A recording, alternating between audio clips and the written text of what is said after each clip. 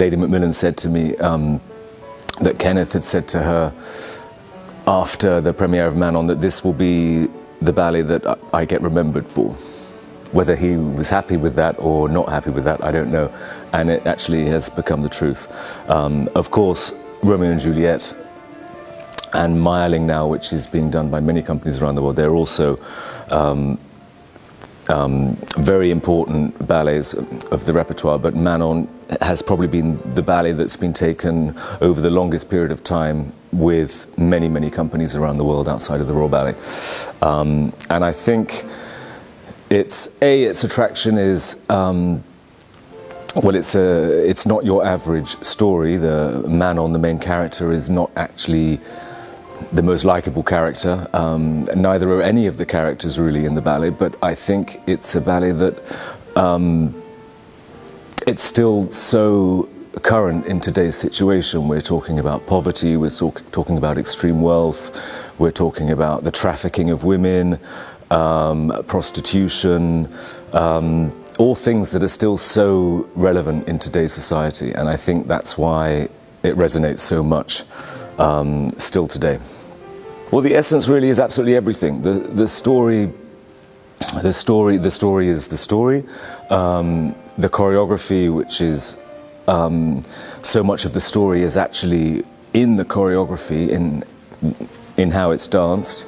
Of course, there is a huge amount of mise en scène, of interaction, not just between the main characters, but between absolutely everybody on stage. It's one thing that is so important to all of Kenneth's ballets, but this one in particular, that there have to be at least 10 different stories going on at the same time, apart from the main one that's happening in the middle, because we're talking about real life here. You know, nothing. It's not that everything stops because something's happening in the middle of the stage.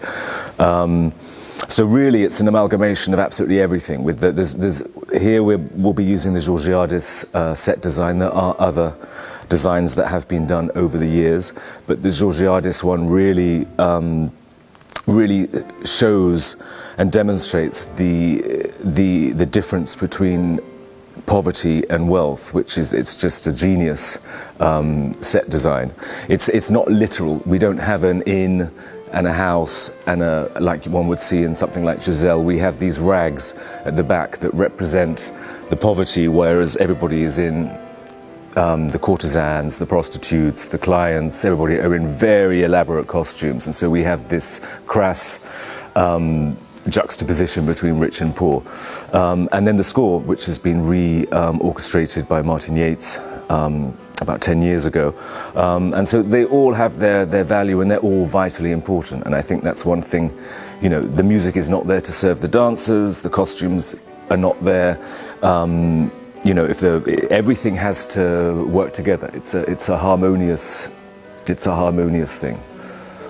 For me, the ballet has so many aspects and so many parts. It's a ballet I grew up seeing when I was a student. It was a ballet I danced enormously throughout my career in many different productions around the world. And even today now, being on the other side of staging the ballet and teaching it and giving as much information as I can, I always learn something new, whether it's just from teaching it or whether it's actually from what new dancers bring to roles. So there's always a favourite bit, and it'll always be different because it will always depend on the people I'm working with. His style, it's not easy for dancers that haven't grown up with that style, because it's working on, it's something that shouldn't be lost, but in a way it is. It uses the entire body, the épaulement, the way one uses the footwork, the choreography also is not easy, but also, like I said before, the story is within the choreography. And sometimes it's difficult for dancers that haven't worked in that style before, that have only had a much more of just a classical basis, and whereas they're used to perhaps acting as if they're on stage and acting out to a public, and with MacMillan it's the complete opposite. It's letting everything happen through the choreography and being a character and playing that character exactly as that character would be in real life, so that nothing is over the top, everything is completely believable. and everything comes from in here. So I think that's the challenge, really, for anyone that approaches his works that haven't grown up with them.